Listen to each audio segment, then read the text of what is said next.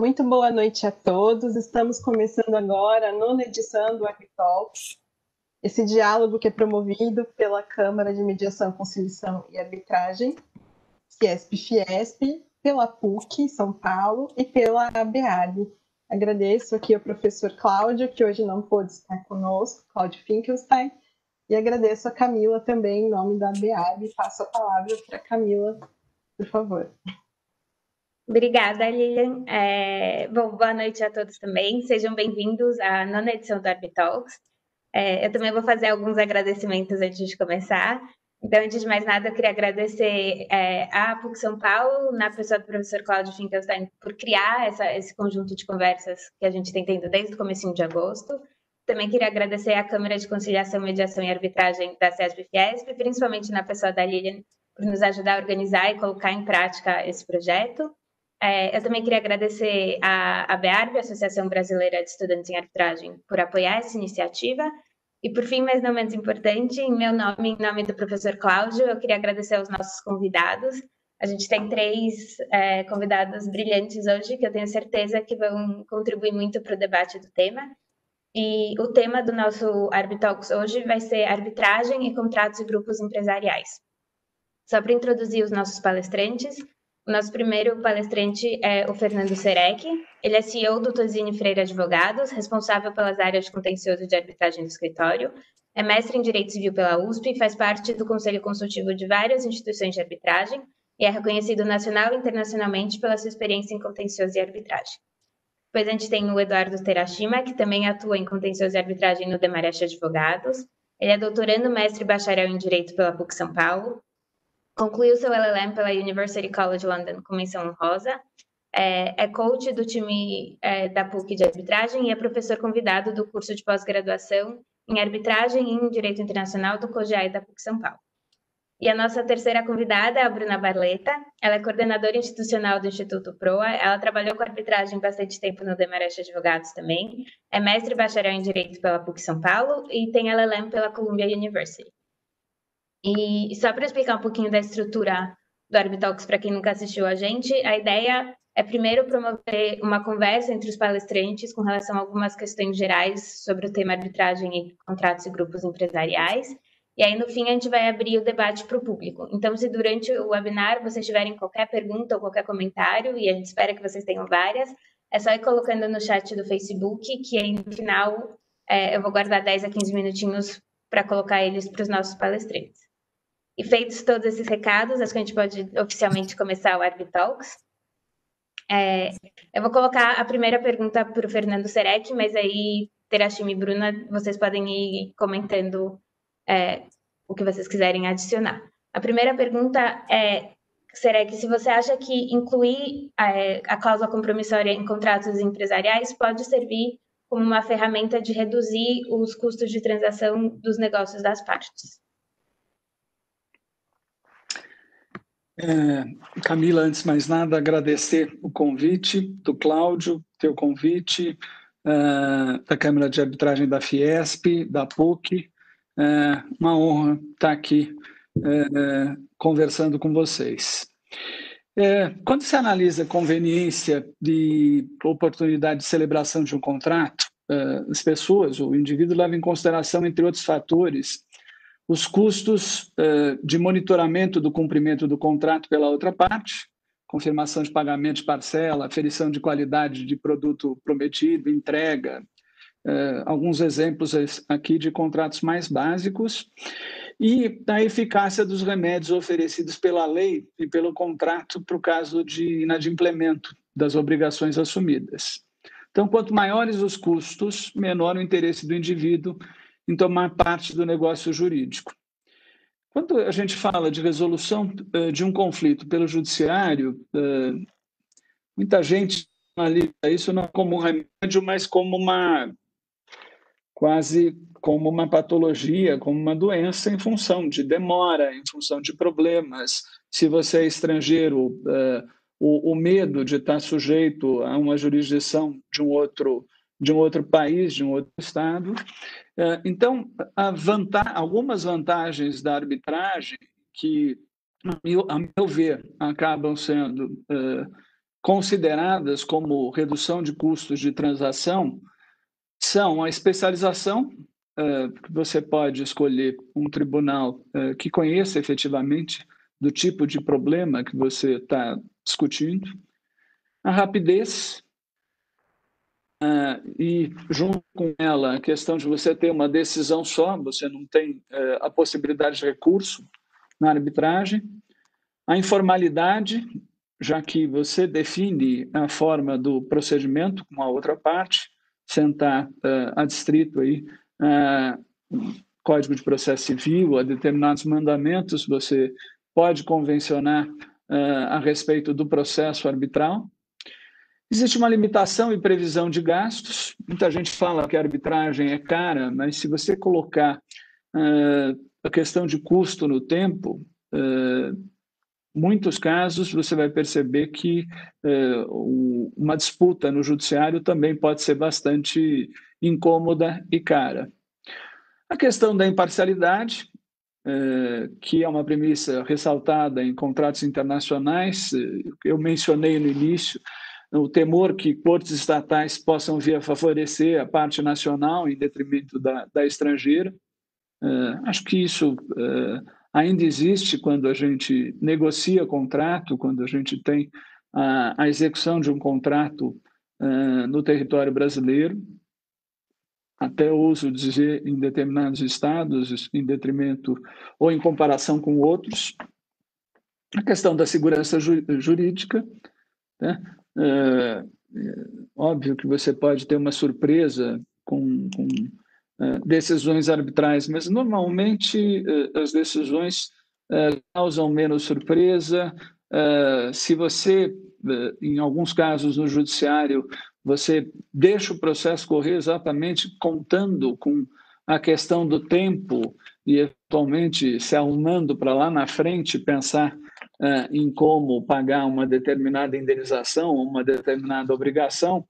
No caso específico da arbitragem, você não tem essa possibilidade.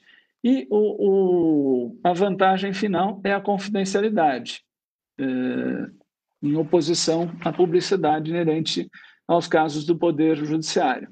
Então, eu entendo que nem todos os casos você tem uma obrigação de sigilo, você tem em determinadas situações, quando você tem uma sociedade anônima, quando você tem alguma situação relacionada a mercado de capitais, esse sigilo é relativo, mas na maior parte dos casos você ainda conta com sigilo. Então, a minha resposta é afirmativa nesse aspecto. Obrigada, Fernando. Acho que é bem... Talvez nem todos os advogados considerem todos esses elementos quando eles estão redigindo um contrato e pensando entre ir para o judiciário ou ir para a arbitragem. Acho que todos eles são super relevantes. Tereshima e Bruna, vocês querem adicionar algum comentário? Bruna, você quer ir primeiro? Quer falar alguma coisa? Pode começar, Tera. Então, primeiro, boa noite. E queria agradecer a Camila, o Cláudio, que não está aqui hoje, o orientador, inclusive, o time todo da Fiesp, Fiesp, da Câmara, por fazer o evento e agradecer ao Fernando e à Bruna aí pela honra de ter eles como palestrantes. Enfim, o SEREC ele listou bem, acadêmica a resposta dele. O que eu colocaria, até uma ponderação que ele colocou, às vezes a arbitragem pelo cliente até é vista como mais cara, apesar de ser do que um processo judiciário. Que na arbitragem você paga custos não só do judiciário, o custo do processo, tem que pagar os honorários do árbitro, pagar todas as despesas do processo que são maiores. E aí, enfim, até uma questão, assim, já vi estudo nesse sentido, de custo da transação, essa também tem o custo de oportunidade. Acho que será que ele falou isso um pouco.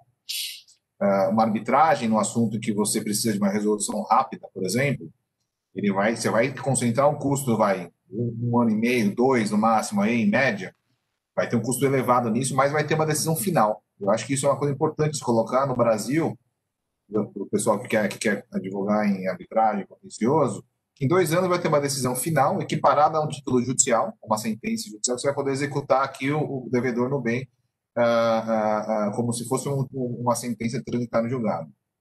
Muitas vezes esse processo ele fosse para ser discutido no judiciário, ele ia demorar de 10 a 15 anos para a decisão final ser proferida.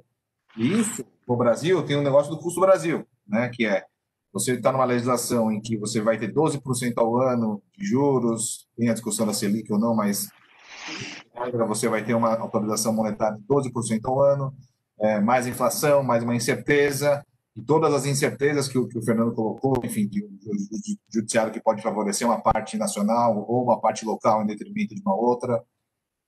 E isso tudo traz uma incerteza e traz um custo adicional para a própria transação em si, para o próprio dia que foi feito. Então, quando você pensa que, por exemplo, você tem que advogar no judiciário brasileiro, ele vai falar, olha, se eu tiver que, vai ser mais caro aqui meu preço, porque se eu tiver que brigar com você em São Luís do Maranhão, algum lugar que seja a tua sede longe de São Paulo ou de qualquer outra sede mais neutra, isso é uma outra questão que tem que se colocar, vai custar mais caro, porque eu não vou conseguir recuperar meu dinheiro, eu vou ficar 15 anos preso, a minha dívida vai aumentar, eu não vou receber, vou ter uma série de problemas. Então, acho que isso também, se analisado, e é uma conta difícil de se fazer, eu acho que é importante a gente ter isso em mente, que apesar do custo total da arbitragem ser maior, talvez, e até mais concentrado, essa facilidade de arbitragem, ela pode, como diminuição desse custo Brasil, que isso é só um dos fatores do chamado custo Brasil, dentro da transação, isso diminui essa questão para a parte. Dá mais segurança, como o Fernando colocou, para todas as outras questões que são discutidas, enfim. Obviamente, a especialidade é muito maior, a possibilidade de escolher o seu árbitro, que é um direito inerente da parte, e não pode ser, vai ser sempre respeitada a arbitragem.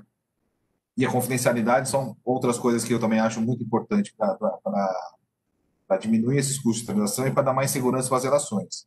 Mas é interessante pensar nessa questão de ter uma resolução em 2 anos, 1 ano e meio a 2, no máximo, versus uma resolução de 15 anos, e quanto que isso custa, não só para o bolso direto na hora de se colocar, mas quanto isso custa no preço do próprio deal, que está sendo da briga, enfim, da onde está surgindo a disputa.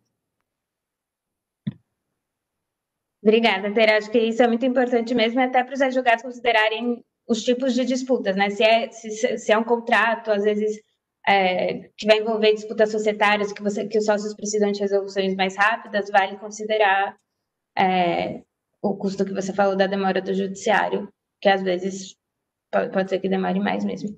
Bruna, quer acrescentar? Vamos lá. Primeiro, boa noite a todos. Queria agradecer o convite, Camila, Cláudio, Fiesp, ABARB, e agradecer também Terashima Serek pela participação aqui.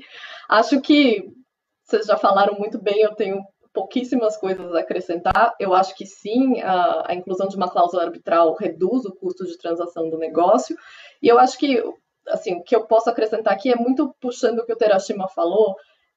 Na questão de celeridade, você também tem um outro lado, que é a possibilidade de escolha das partes. Então, as partes na arbitragem podem moldar o procedimento de acordo com o que elas precisam naquele momento. Então, você pode escolher, por exemplo, uma arbitragem expedita, que pode facilitar e diminuir os custos finais. Você pode escolher uma câmara que tenha custos mais baratos, e aí você já tem essa previsibilidade desde o começo, né? Desde antes da disputa, você já tem a noção de quanto você vai gastar naquele procedimento e se está de acordo com o valor que as partes têm em mente, têm disponível para isso. E aí eu acho que um outro ponto é em relação à confidencialidade da arbitragem, que, de fato, como o Serek colocou, existe a possibilidade do processo judicial ser confidencial também, mas a regra da arbitragem é essa. Então, para contratos que envolvam, por exemplo, segredo do negócio, é muito vantajoso para as partes ter essa confidencialidade e evita você revelar publicamente questões do próprio negócio que podem te prejudicar no futuro. Então, acho que esses 2 pontos que eu tenho para adicionar aqui, porque eu acho que a resposta já foi bem completa. Obrigada, Bru. Acho que a resposta unânime foi sim, pode diminuir os custos de transação, obviamente que vai depender do tipo de contrato e das disputas. Eu vou passar para a próxima pergunta, então, que eu vou colocar primeiro para a Bruna, que é, hoje em dia, a gente tem visto que as relações empresariais, elas têm se tornado mais complexas, inclusive envolvendo um grande número, ou podendo envolver um grande número de partes e de contratos. E aí, se nessas relações as partes resolverem eleger a arbitragem como foro para dirimir disputas decorrentes dessas relações mais complexas, quais cuidados que as partes podem adotar ao redigir a convenção de arbitragem para evitar as grandes discussões procedimentais que normalmente são associadas à arbitragem multiparte, à arbitragem multicontrato? Acho que o primeiro ponto que eu colocaria aqui como resposta é que, em geral, as equipes de escritórios de advocacia que cuidam da negociação do contrato e do litígio, elas são equipes separadas. Então, acho que o primeiro ponto aqui é uma conversa entre o time de M&A, o societário, e o time de contencioso. Acho que é muito importante esse alinhamento para todo mundo estar na mesma página e todo mundo entender a complexidade de uma arbitragem com multiparte, né? Então, esse eu diria que é o primeiro passo nessa questão. Acho que é muito importante deixar expresso nos contratos quais empresas estão consentindo com a cláusula arbitral. Acho que esse é um problema que pode vir a surgir, a questão do consentimento, então se ele foi implícito ou se ele está lá expresso no contrato. Acho que quanto mais expresso tiver esse consentimento, menos problemas podem vir a ter durante o curso da arbitragem. E também deixar claro quais partes fazem parte dessa relação jurídica, né? Quais empresas do grupo estão dentro desse contrato e estão consentindo com a cláusula arbitral.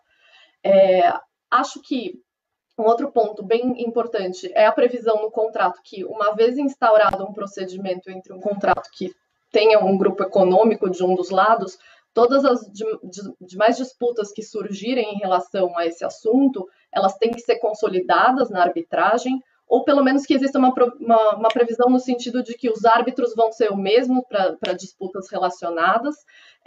Isso porque os árbitros já vão ter uma familiaridade com o assunto, vai dar mais celeridade para as partes, maior eficiência na decisão e, assim, em última análise, vai trazer uma maior coerência em qualquer decisão que seja proferida.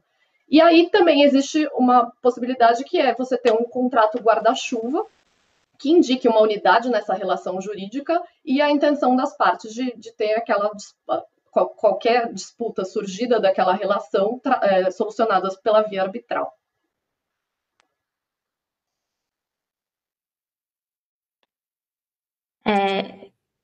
Todo mundo está me ouvindo? Deu uma travada aqui, mas obrigada, Bruna.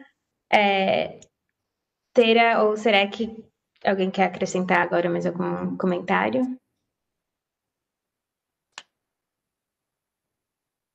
Pode ficar à vontade, será que eu vou?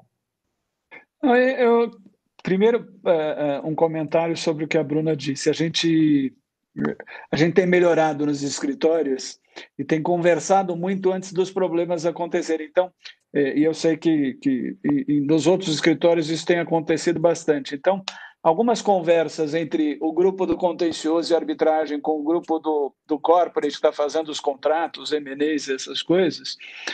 Vou contar até um segredo aqui. A gente botou um medo danado neles, dizendo, cláusula tem que ser simples, mas ela só vale para assim, nesta situação específica, com duas partes, e que você, assim, não vai mudar absolutamente nada. Se mudar uma coisinha, você tem que me chamar para escrever a cláusula de novo.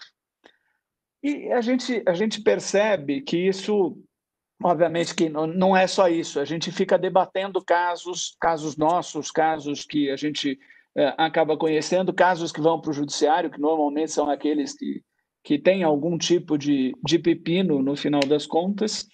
No início, eu via muitos problemas. Então, a gente tinha contratos financeiros, 4, 5, 6 contratos financeiros, todos ligados.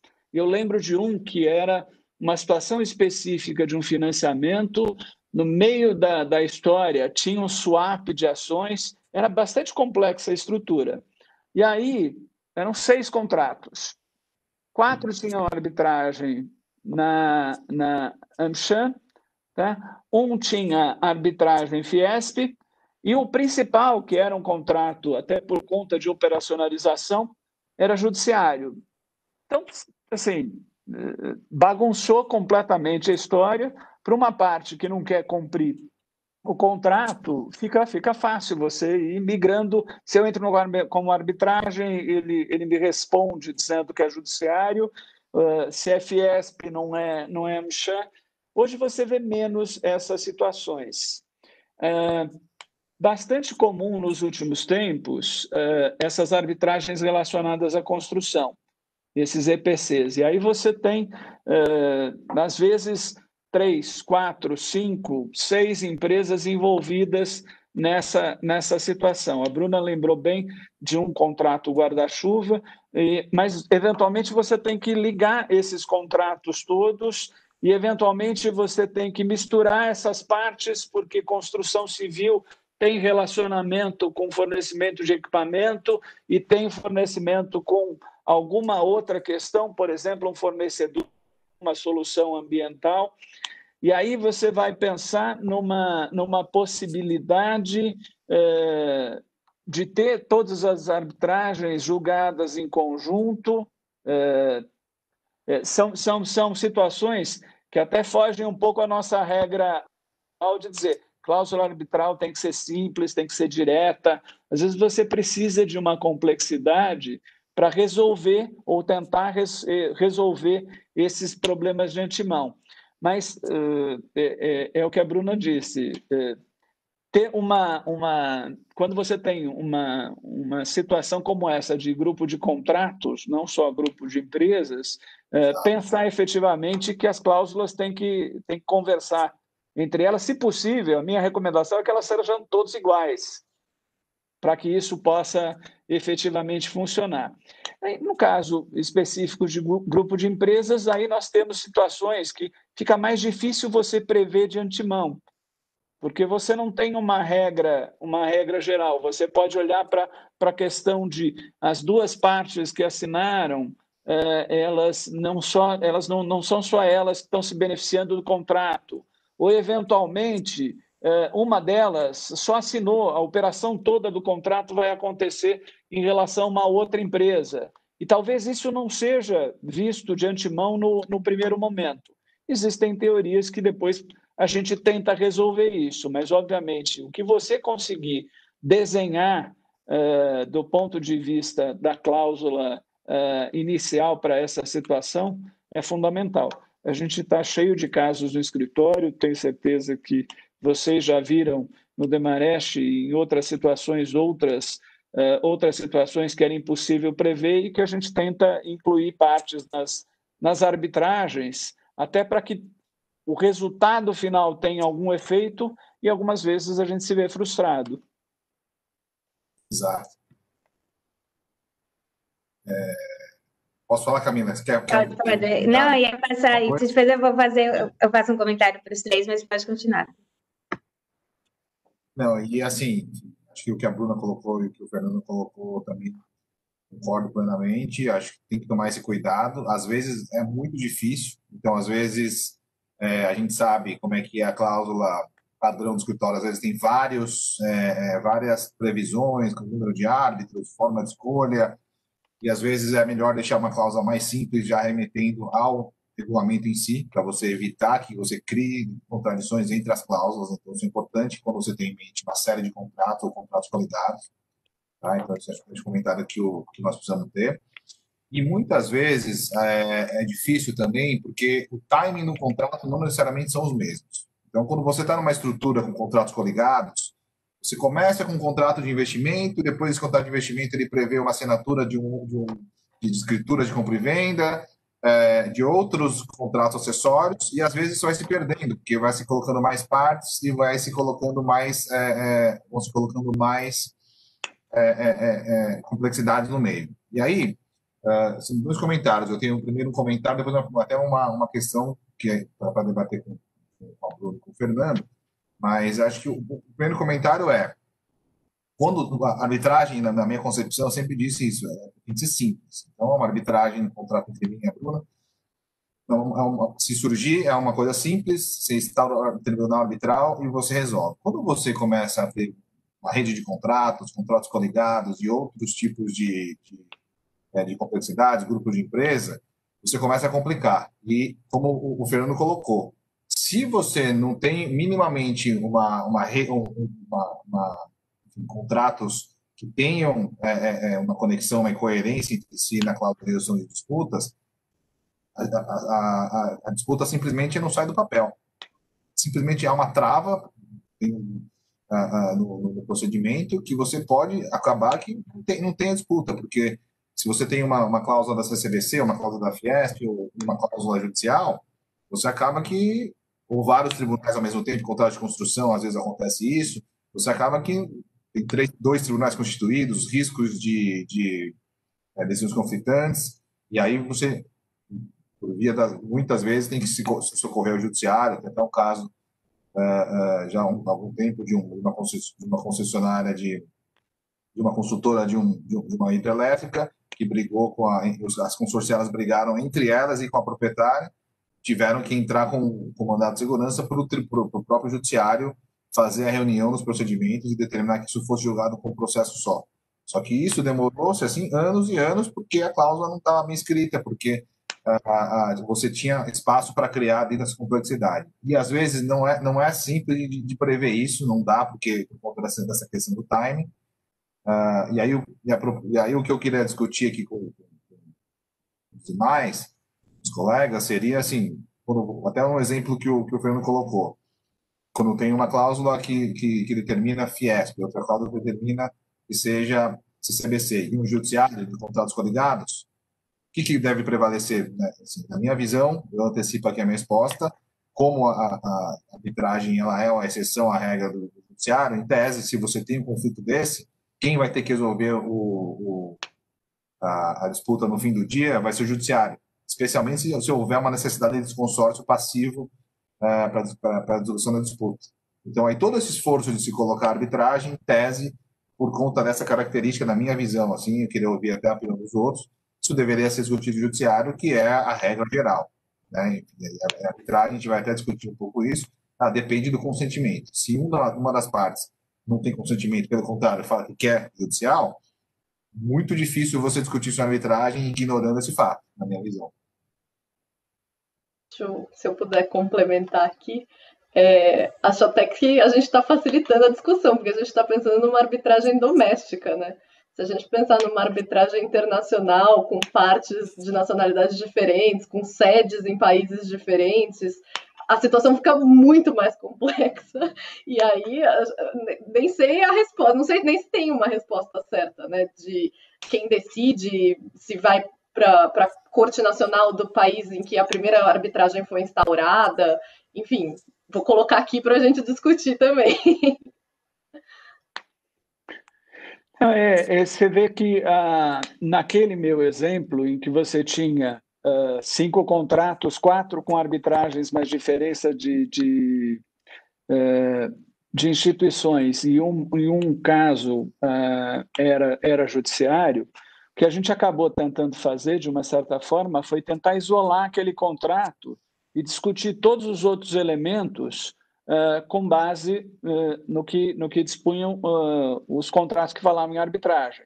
Tá? E a gente até conseguiu chegar no consenso. Hoje eu diria que eu sempre iria prevalecer Fiesp, porque nós estamos aqui num evento patrocinado pela Fiesp, mas o fato é muito difícil você isolar objeto.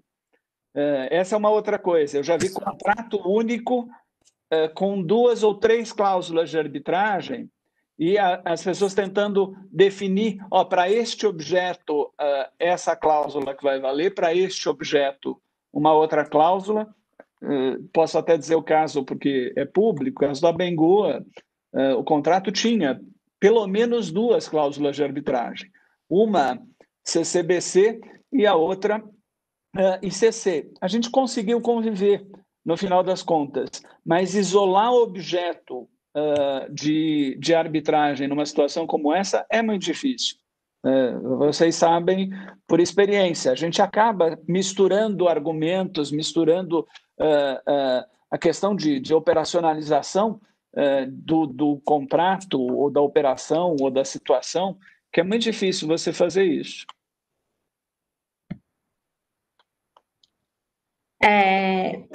Eu acho que não vai ter uma resposta certa ou errada, acho que também vai de cada parte do tribunal arbitral, do judiciário que for interpretar as cláusulas, tentar olhar a vontade das partes para ver, não, esse deveria ser o principal contrato, o contrato que ia abranger esse objeto. Realmente é difícil, como o Serek falou, você separar os objetos. Talvez uma coisa que, se surgir situações assim, é uma arbitragem ficar suspensa enquanto a outra continua, se puder, se uma das arbitragens estiver disposta a fazer isso, para que não haja risco de decisões conflitantes, ou então se pudesse ter algum canal de comunicação entre as câmaras, talvez isso pudesse ajudar na existência de várias cláusulas relacionadas à mesma relação. Mas realmente é uma situação complicada, também não tem uma resposta que soluciona isso tudo. E aí, aproveitando as complicações que surgem com relação a arbitragens multiparte, multicontrato, eu vou colocar essa para você. Vocês mencionaram que quando a gente trata de disputas envolvendo grupos de empresas, a situação complica um pouco mais. E existem algumas teorias para você tentar vincular terceiros que, em tese, seriam não signatários à cláusula para participar da arbitragem. E eu queria saber se vocês acham que essas teorias elas acabam flexibilizando o consentimento em prol da realidade comercial desses grupos de empresa e em prol da eficiência da arbitragem. Eu acho que essa pergunta ela tem muito a ver com essa discussão que a gente estava tendo agora, anterior. Enfim, com a complexidade das transações e dos deals, você tem cada vez mais contratos coligados, operações com diversos contratos, grupos de empresas interagindo.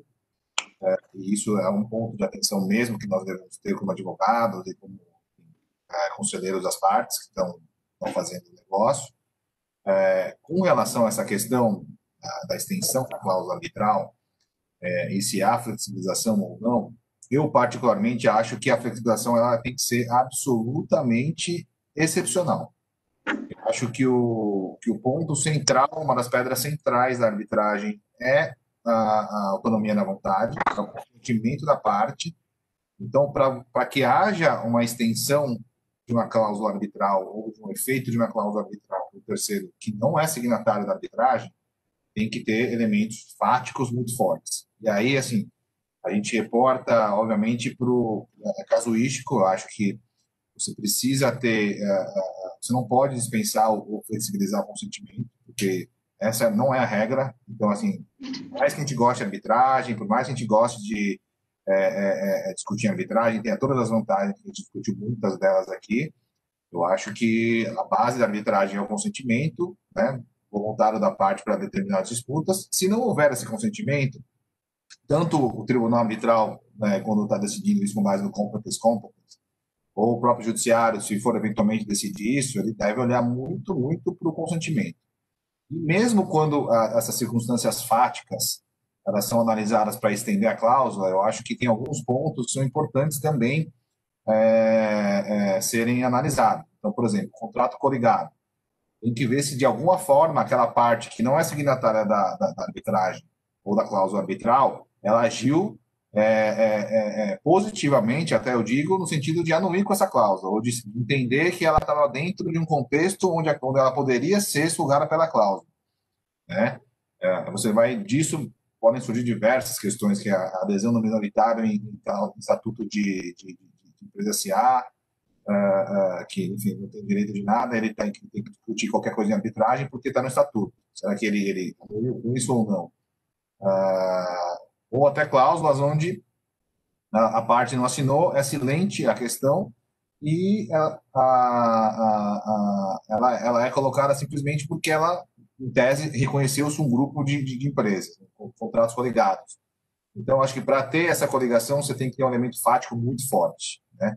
E para grupos de empresas, por exemplo, nessa linha, então você tem que ter empresas que estão falando uma em nome da outra, efetivamente ter elementos fáticos que demonstram que a administração de uma é a mesma da outra, até assinaturas de pessoas representantes em nomes da outras, dependência até de bens e econômica entre uma e outra.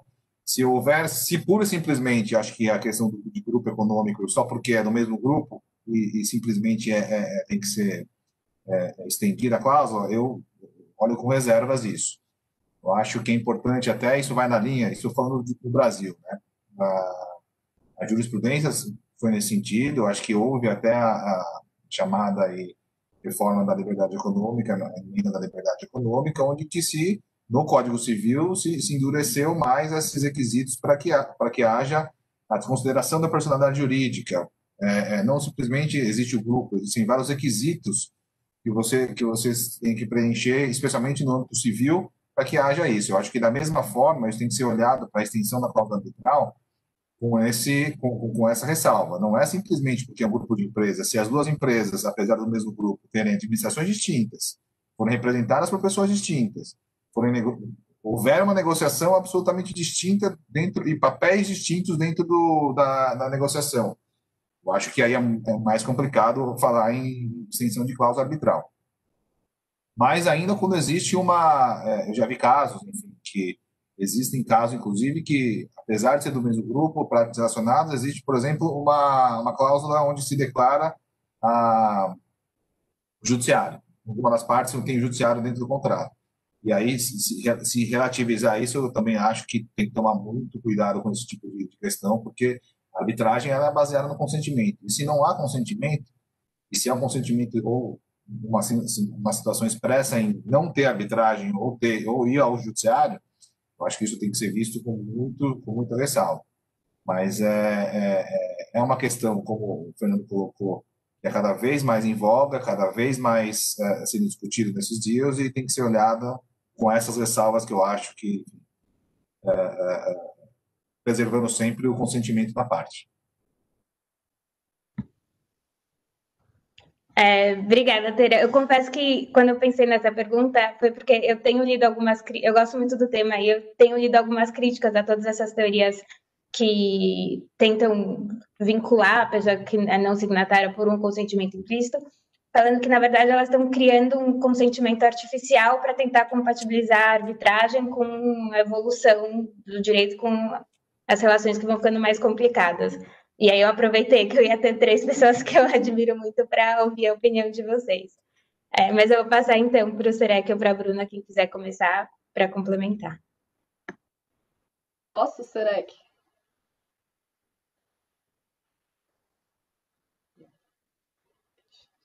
Vai lá, Bruna. Vocês estão me ouvindo? Acho que travou aqui. Eu estava no modo. Vai em frente, Bruna, desculpa. Bom, acho que o Terashima colocou muito bem. Eu concordo que a flexibilização do consentimento, nesse caso, ela tem que se dar num caráter muito excepcional, porque o core da arbitragem, o que sustenta a arbitragem é o consentimento expresso das partes, é a vontade das partes de se submeter a uma via alternativa de resolução de conflito. Então, acho que quando se faz essa análise do consentimento implícito, é muito importante levar em conta se as outras empresas desse grupo, elas tiveram alguma participação na negociação do contrato, se elas participaram da execução do contrato, se elas têm alguma representação de fato ou até implícita, mas no negócio jurídico. Então, todos esses elementos, eles ajudam a construir esse consentimento implícito, mas eu acredito que esses elementos eles têm que estar muito evidentes para você justificar a extensão da cláusula arbitral quando não houve um consentimento expresso. E aí, sobre essas teorias que a Camila levantou agora, eu fui ler também um pouco sobre, acho que não tanto quanto a Camila, mas a curiosidade bateu também. E acho que uma das teorias que eu li é sobre a equidade, né, que justificaria o ingresso de uma outra empresa do grupo econômico por uma questão de equidade. Então, para não ser uma injustiça às demais empresas do grupo, que você anulasse a participação de uma delas. Não envolve o consentimento aí, mas eu fiquei um pouco reticente quando eu li isso, porque eu acho que a arbitragem, pelo menos a vontade das partes de se submeter à arbitragem, ela não é baseada em justiça ou injustiça, ela é muito mais baseada em elementos fáticos. E se você entra nessa outra questão de ser justo ou injusto para o grupo como um todo, eu acho que você tem um risco de se perder na questão do consentimento das partes.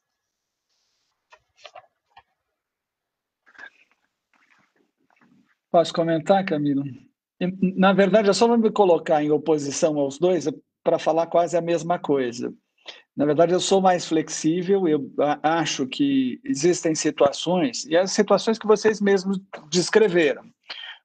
Participação no contrato, participação na negociação do contrato, às vezes participação na rescisão do contrato, que justificam a extensão da cláusula compromissória, da cláusula arbitral. A gente vê situações de um M&A, por exemplo, que está sendo negociado entre 2, 3, 4, 5 empresas, claramente o controlador negociando em nome de todas, e aí ele define, olha, mas o veículo da transação é esse aqui. Né? E o veículo da transação, por acaso, é uma empresa recém-constituída que é uma casca, e que não tem nenhuma capacidade financeira para absorver qualquer tipo de indenização, de reposição ou qualquer coisa do gênero. Nessas situações, me parece claro que, havendo a interferência dessa controladora, mesmo ela não sendo signatária da cláusula, ela deve participar.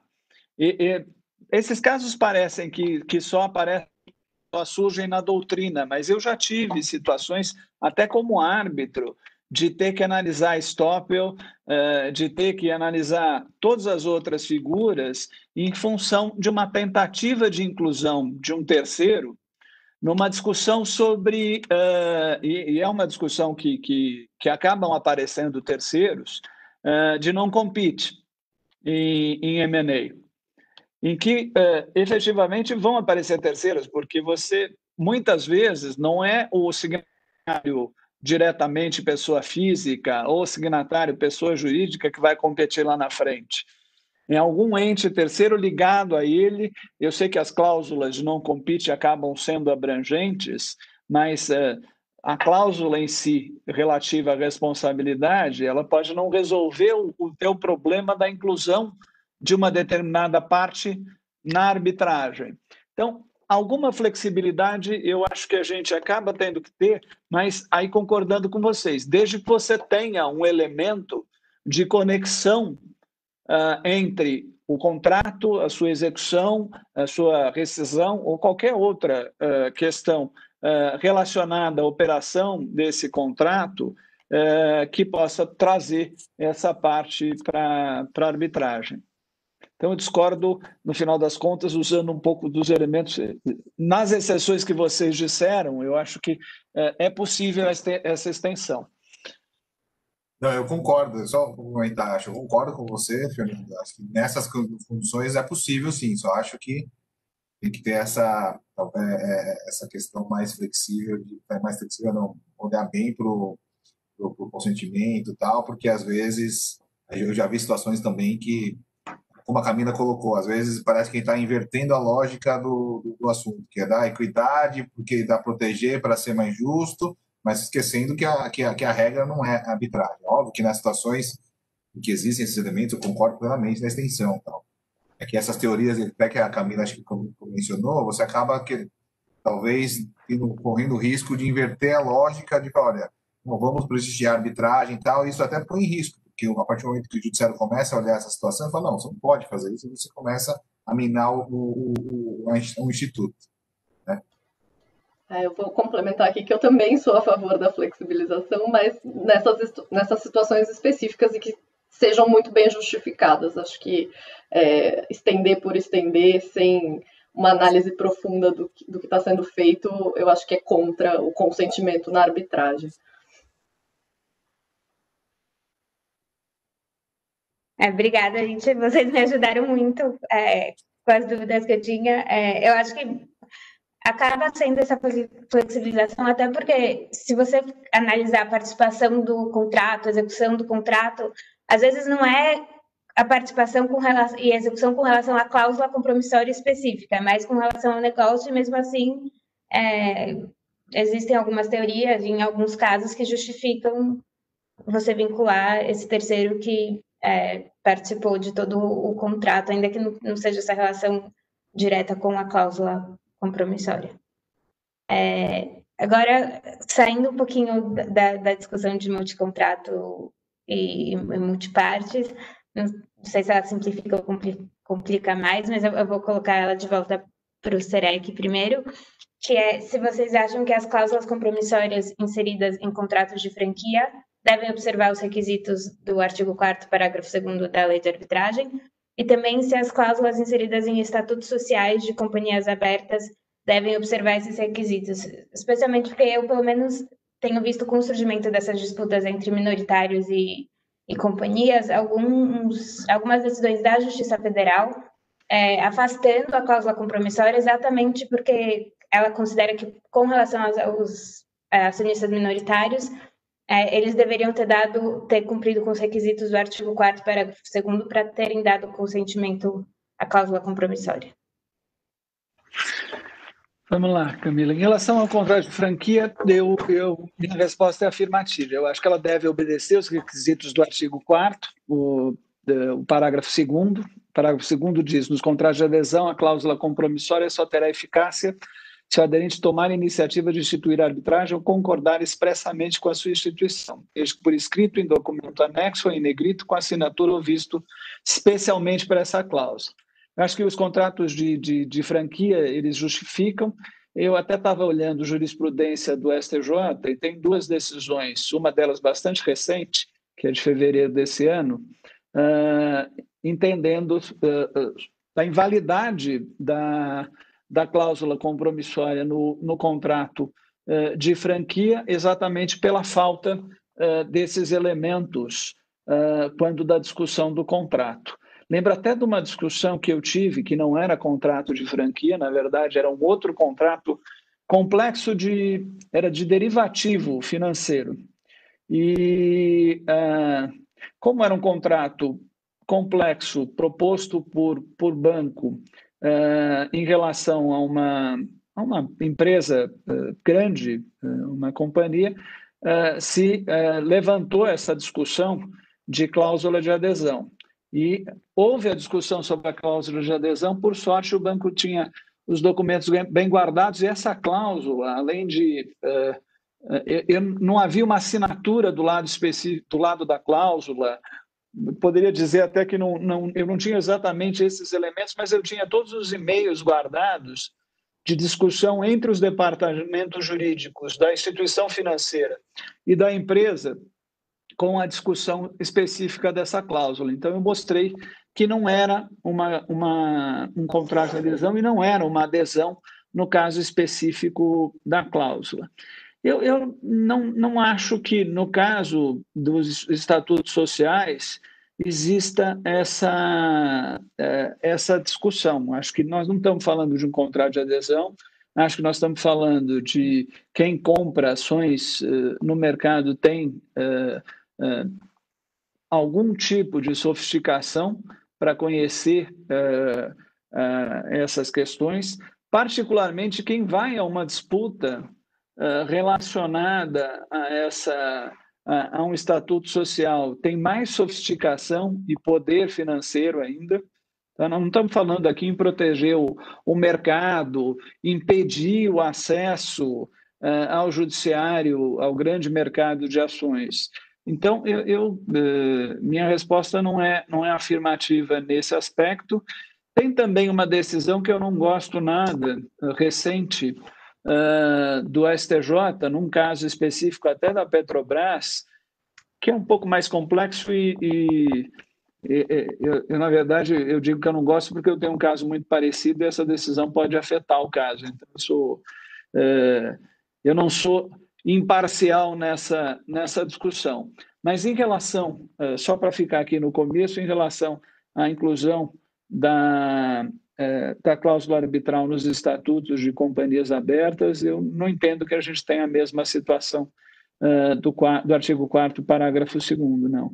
E ainda mais com a reforma da lei da arbitragem e a possibilidade de recesso nos casos em que a cláusula foi inserida posteriormente à aquisição das ações. No caso de aquisição posterior de ações, acho que sabendo que já existe um estatuto, sabendo que ele prevê arbitragem e a pessoa compra ação, me parece completamente descabido ela não estar vinculada a essa cláusula.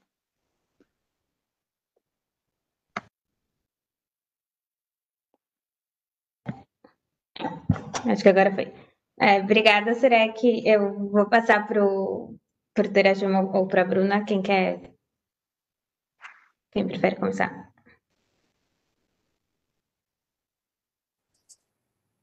Posso fazer um comentário rápido, até por questão do tempo, mas eu concordo com o Serec. Eu acho que essa questão vai no contrato de franquia, você tem essa hipossuficiência, contrato de adesão, isso que é colocado dentro das discussões até do STJ, acho que a Nancy tem um lado desse sentido, então entendo que tem que seguir sim o regime do artigo 4º, parágrafo 2º, se não me engano, para contrato de franquia, que difere bastante de um investidor ou de minoritários que estão dentro de ações onde tem o estatuto, onde isso é público, onde as partes são mais sofisticadas e, portanto, também precisam se submeter a esse tipo de questão. E aí eu acho que aqui até caberia colocar uma discussão de, caso isso não seja verdade, você acaba por viabilizar a organização da empresa. Porque se vale para um, não vale para outro, só que a empresa está funcionando e ela tem toda a regra interna de governança corporativa, de todas as questões que ela tem que se reger internamente. Então, se você começa a flexibilizar para um e não para outro, você simplesmente viabiliza a gestão da empresa. Eu acho que tem algumas decisões nesse sentido até. Que tem que valer sim, caso contrário, você acaba que você não deixa a empresa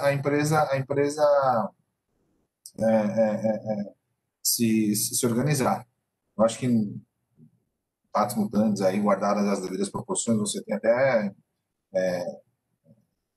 propostas, enfim, mercados onde a arbitragem é obrigatória.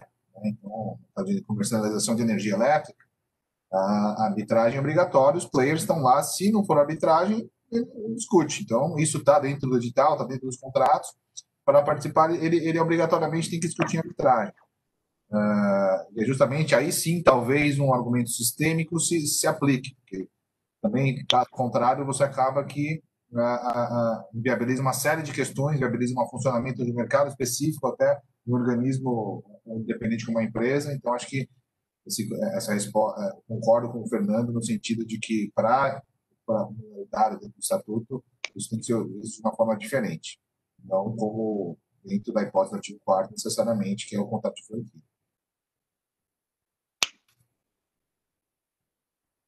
Bom, em relação à primeira parte da pergunta, estou de acordo. Eu acho que o contrato de franquia ele acaba sendo um contrato de adesão, sim, e tem que ter um consentimento na forma do artigo 4º, parágrafo 2º da Lei de Arbitragem.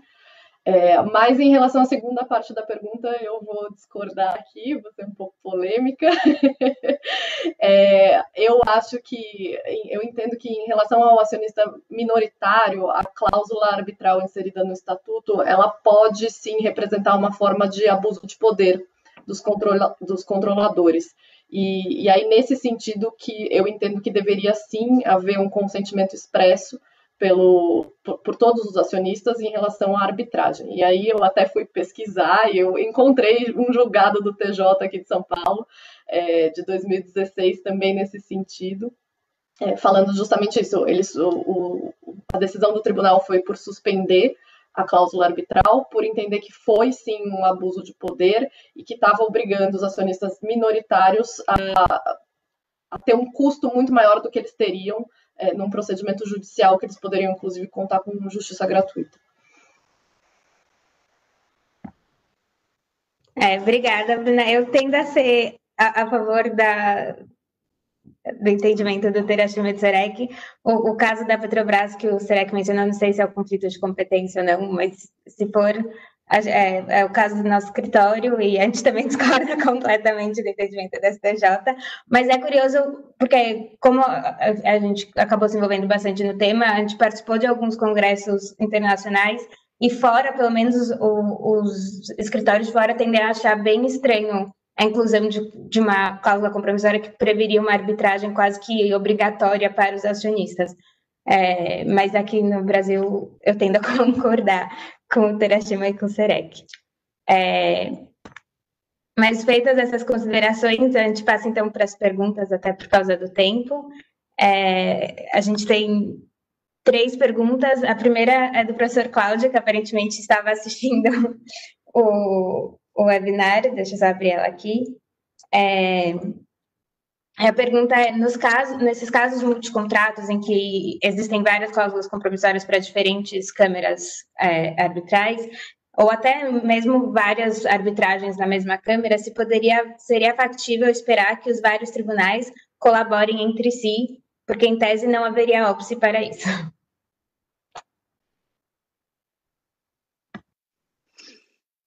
Eu posso começar. O ideal seria isso, o que a gente vê na prática não é. Eu não tenho assim, casos envolvendo mais de 2 arbitragens em função de contratos desse tipo. Mas é uma dificuldade imensa você não só ter colaboração de tribunais, como você, às vezes, usar prova de uma arbitragem na outra arbitragem, ou tentar algum tipo de interferência em uma das arbitragens em função de algum acontecimento da segunda. Não que você não faça, você faz, normalmente você tem algum tipo de oposição da outra parte, e aí você tem pelo menos do ponto de vista de tempo, um alargamento aí das 2 arbitragens. Essa foi a minha experiência. Então, não é tão fácil nos casos em que eu vivi, não é tão fácil essa utilização.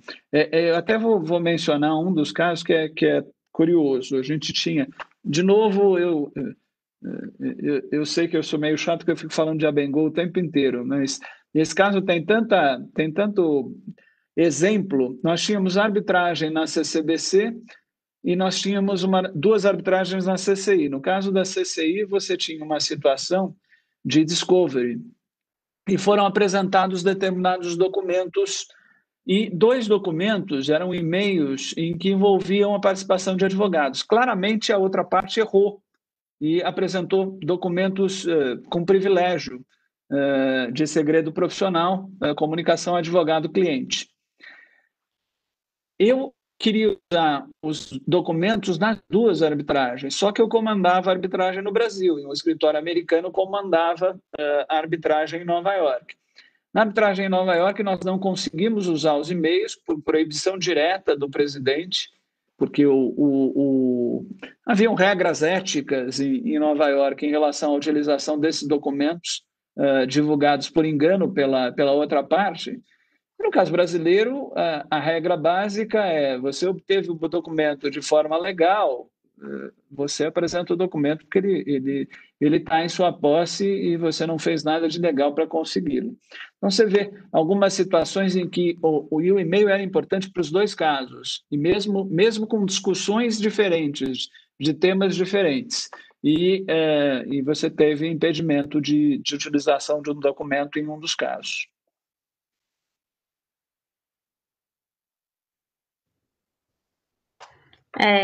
Obrigada, será que é até legal ver esses casos práticos, assim como essas questões vão se desenvolvendo na prática.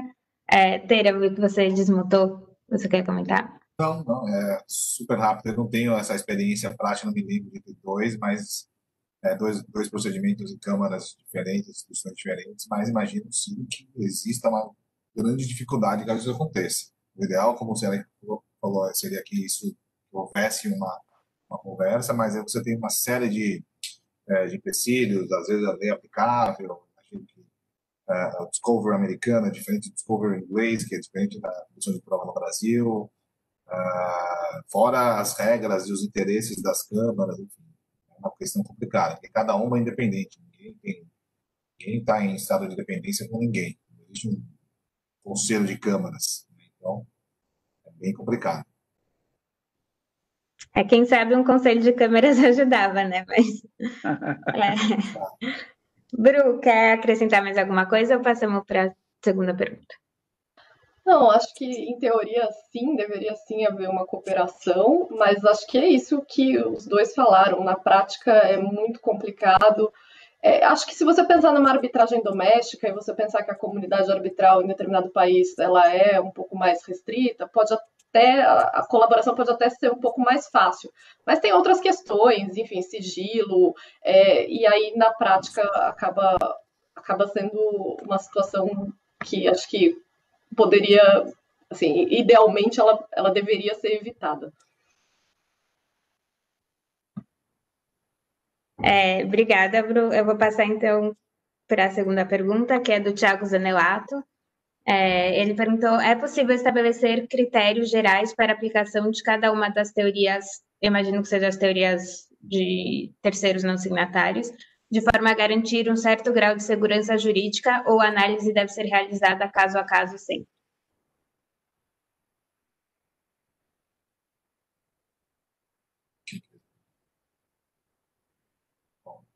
Na minha opinião, rapidamente, como a gente colocou, eu acho muito difícil, é casuístico, tem que analisar caso a caso, mas para mim o threshold dessa fertilização ela tem que ser alto e tem que ter o consentimento dele, porque aqui você está incluindo um terceiro, óbvio, nos casos em que você tem uma casca, uma shell company, que é o veículo somente, você tem toda a negociação liderada pelo controlador, e aí tem que se estender essa cláusula para ele. Eu acho que nesse caso existe um suporte fático para se colocar, como o Serek falou, mas vejo assim, criar uma regra para isso agora. Acho que o threshold tem que ser alto, não consigo pensar numa regra que não seja isso, dessa verificação de elementos fáticos que indiquem o consentimento e a concordância dessa parte, ou ao menos essas condutas positivas de que ela estava agindo em nome de outra e atuando na negociação em nome da outra parte. Acho que são esses elementos que a gente precisa olhar, precisa verificar isso. Bom, eu concordo com o Terashima. Acho que existem alguns casos, especialmente de arbitragem internacional, que eles estabelecem alguns critérios, assim, critérios que vão acabar sendo amplos, como determinar que a parte realmente participou da negociação, ou que ela participou da execução do contrato, ou que, bom, como todos os elementos que o Terashima colocou, né, que a parte assumiu a função da outra, que era de fato a contratante. Existem alguns casos que listam esses critérios, mas eu concordo que tem que ser uma análise casuística, não dá para você ter uma lista fechada, porque é uma situação muito sui generis, no final das contas.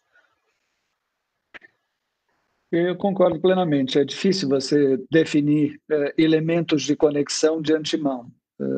Como a Bruna mencionou, como o Terashima mencionou, essas questões de intervenção no contrato poderiam ser, mas mesmo elas só podem ser pobres numa análise específica de determinado caso. Então, tem que ser realmente casuístico.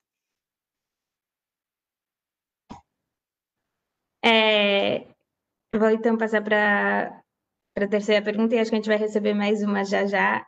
A terceira pergunta, também do Tiago, pode o juiz declarar a invalidade da cláusula compromissória inserida em contrato de franquia antes da manifestação do árbitro sobre o assunto?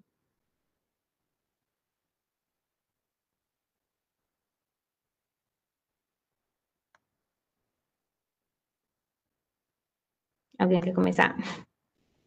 Eu posso começar. Eu confirmando aquilo que eu mencionei, entendo que sim. Acho que aqui não é um exame, não estamos falando de competência, nós estamos examinando a questão da constituição efetiva da obrigação aqui, ou do contrato entre as partes em relação à cláusula arbitral e um requisito específico da lei para a validade dessa cláusula. Então, entendo que há possibilidade daqueles casos, talvez até mais específicos e mais raros, em que existe, sim, essa possibilidade de exame do judiciário anterior. Concordo com o Serek, acho que é uma questão de consentimento, e aí a invalidade ela seria uma análise prima facie, e por causa disso o judiciário poderia fazer antes da análise dos árbitros. Também vejo da mesma forma, mas para colocar uma pimentinha na discussão, já vi algumas decisões no sentido de que até quando a cláusula existe, quando é prima facie, tem uma exemplo do que eu participei, o escritório participou, em que havia uma discussão de falsidade da assinatura, falsificação da assinatura, o tribunal, o STJ, extinguiu o processo, enfim, determinou que fosse analisado primeiro quarto pelo competence competence. Então, nesse caso, analogicamente, fazendo essa analogia, eu não vejo como um absurdo uma decisão do judiciário dizendo, olha, extingo porque isso tem que ser primeiro crivo do árbitro. Apesar de eu concordar com vocês que é uma questão objetiva, tenho já um dispositivo específico na lei, inclusive tem jurisprudência e precedentes do STJ, mas não duvido se procurar achar decisões dizendo que, cara, extingo essa discussão porque pelo competence tem que ser primeiro declarado pelo árbitro, o que para mim também é uma falta de eficiência e também prejudica a arbitragem, acho que nesse ponto, porque é o tipo de caso que deveria sim ser analisado pelo judiciário prima facie. Eu acho que isso já daria outra discussão inteira de um arbitral só sobre competência e competência. Mas eu passo então para a última pergunta, que é do Caio Pazinato. Ela é meio longa, então prestem atenção. Se o tribunal arbitral defere medida contra uma empresa que não é parte na arbitragem, mas pertence ao grupo empresarial de uma das partes, expedindo carta arbitral para dar cumprimento a essa medida, por exemplo, arresto de bens ou exibição de documento sigiloso, pode o judiciário se recusar a cumprir a carta arbitral por entender que o tribunal arbitral não possui jurisdição? Qual o grau de escrutínio sobre a questão? Ou seja, fica o juiz sujeito a uma análise prima facie da jurisdição arbitral ou, em se tratando de terceiro que não é parte, pode realizar cognição profunda? Eu confesso que me perdi na pergunta. Eu também, mas eu vou dedurar o Caio aqui, que a gente teve essa discussão hoje à tarde. Então começa, Bruno. Eu não estou convencido das conclusões que chegamos. Camila, então, seria legal se você conseguisse resumir a pergunta. Exato. Espera aí. Eu acho que, assim, se o tribunal deferir uma medida contra uma empresa que não é parte da arbitragem, mas pertence a um grupo de companhias de empresas, e aí eles pedem carta arbitral para o judiciário para dar cumprimento a essa ordem. Quando o judiciário ele pode se recusar a cumprir essa carta arbitral, porque ele entende que o tribunal não tem jurisdição sobre esse terceiro, ele tem um grau de escrutínio maior para poder fazer essa análise, acho que em sede analisando uma carta arbitral ou não? Bom, eu vou começar aqui, porque como eu já discuti isso hoje à tarde, eu entendo que o judiciário pode sim se recusar a cumprir essa carta arbitral, porque o tribunal não tinha jurisdição sobre esse terceiro. A gente está falando de uma situação em que não houve a extensão do consentimento, então não houve a extensão da cláusula compromissória a esse terceiro, e portanto, o tribunal não poderia ter proferido uma sentença no sentido de cumpra-se. Então, essa é a minha posição, mas vamos discutir aqui. Eu até para dar mais elementos para o Caio, senão ele vai ficar com um só, eu vou discordar da Bruna e vou dizer, não, ele não tem competência para esse exame. A matéria foi examinada pelo árbitro, que entendeu, por alguma fundamentação, que a medida poderia ser estendida a uma empresa do grupo.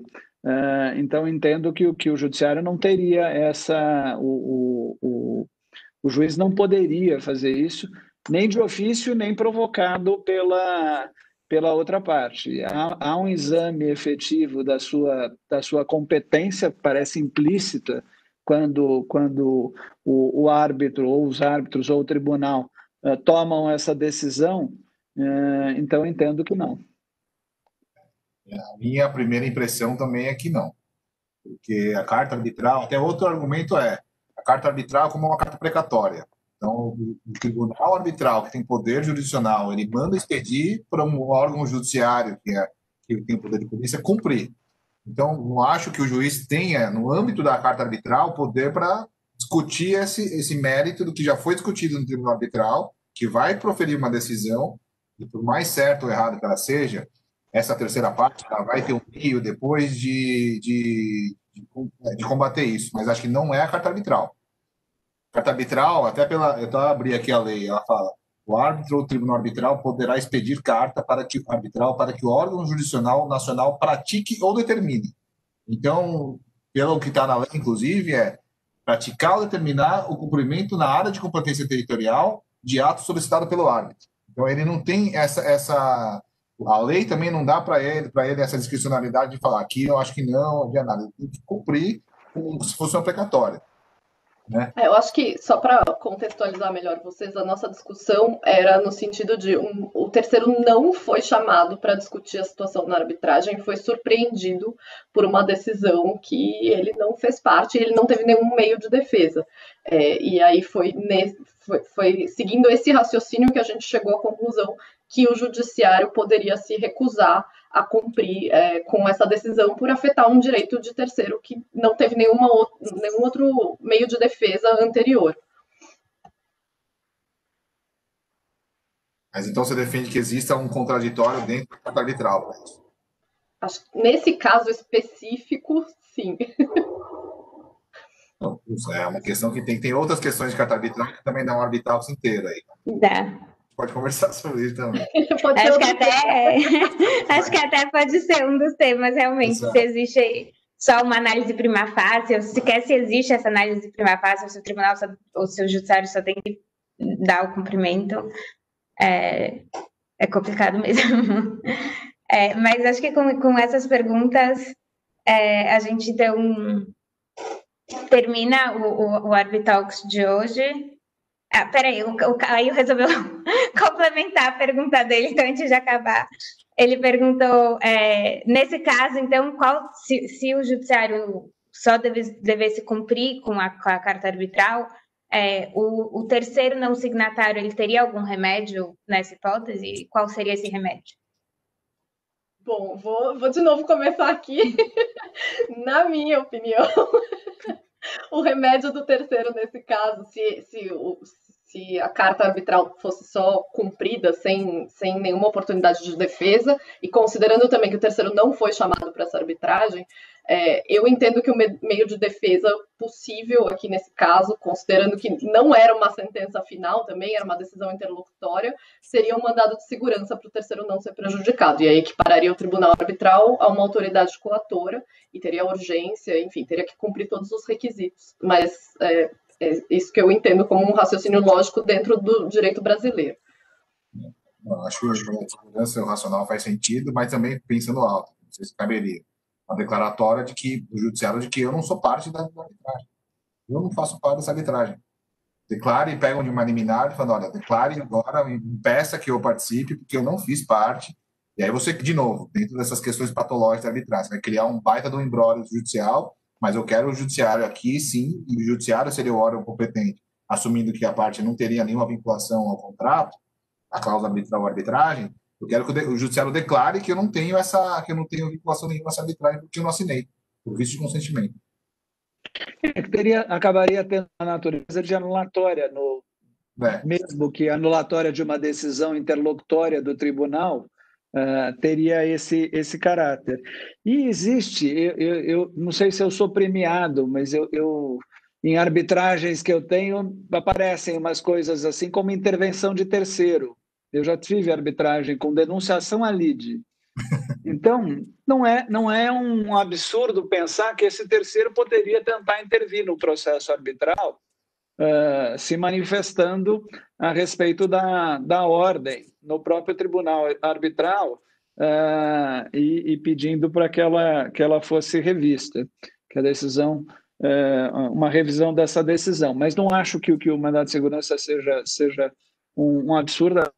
Eu pensaria nessa possibilidade de uma anulação da decisão interlocutória com um procedimento específico ou até uma intervenção na arbitragem desse terceiro. Será que eu sei que a gente já está passando um pouco do tempo, mas só por curiosidade, nesse caso da denunciação da lide, qual foi o resultado? Não sei se é confidencial ou não, mas...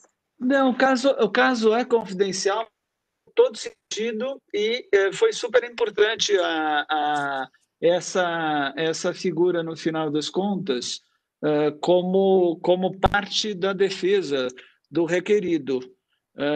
Então, colou. Eu não posso ir muito. Tudo bem. Mas até porque eu era árbitro, se eu fosse parte era menos complicado, mas como árbitro ainda mais. E efetivamente foi muito bem pensado pelo advogado, e a parte compareceu ao procedimento e funcionou como um denunciado o tempo inteiro, apresentando as suas defesas específicas, o que, no final das contas, resolveu a questão.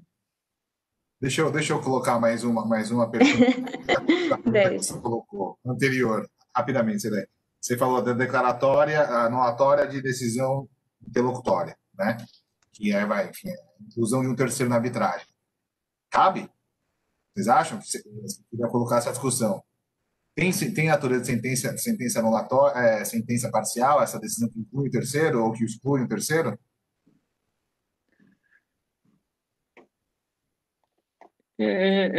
Olha, respondendo sem estudar muito, eu acho, a minha primeira visão é que caberia, porque da mesma forma que você tem que fazer alguma ginástica no final das contas para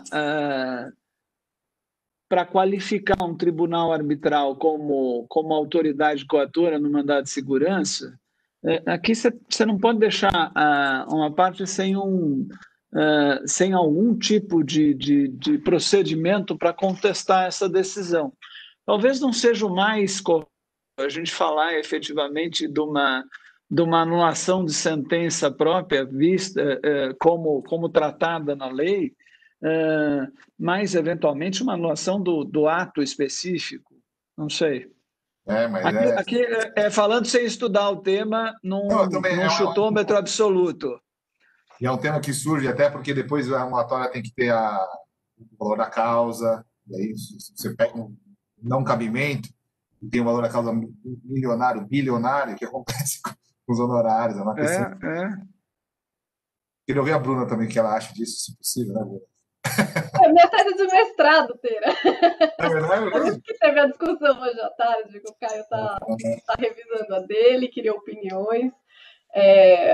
Mas, enfim, eu acho que é possível, sim, a intervenção. E aí, qual que era a segunda parte da sua pergunta? A pergunta era se cabe uma anulatória. Decisão que inclui anulatória de sentença parcial de decisão que inclui ou exclui terceiro da arbitragem. Eu entendo que sim, que é um remédio cabível. Eu acho que nessas situações muito específicas a gente tem que acabar se valendo numa arbitragem doméstica dos remédios processuais que a gente tem aqui previstos hoje para não prejudicar nenhuma das partes. Acho que é um raciocínio bem simples, mas é o que a gente pode, assim, né, nesse finalzinho de discussão, pode deixar aqui para finalizar. Tá bom. Bom, muito obrigada, pessoal. Acho que vocês não só contribuíram para o debate, mas também contribuíram para mais uns 3 temas de Arbitalks que a gente pode ter. Vou até conversar com o professor Cláudio depois, mas em meu nome e do professor Cláudio, eu agradeço muito a participação de vocês, de ficar aqui nessa segunda noite com a gente. Agradeço de novo a Câmara de Conciliação, Mediação e Arbitragem da CIESP e agradeço a todo mundo que ficou assistindo a gente até agora. Obrigado. Muito obrigada. Obrigado, hein? Um abraço a todos.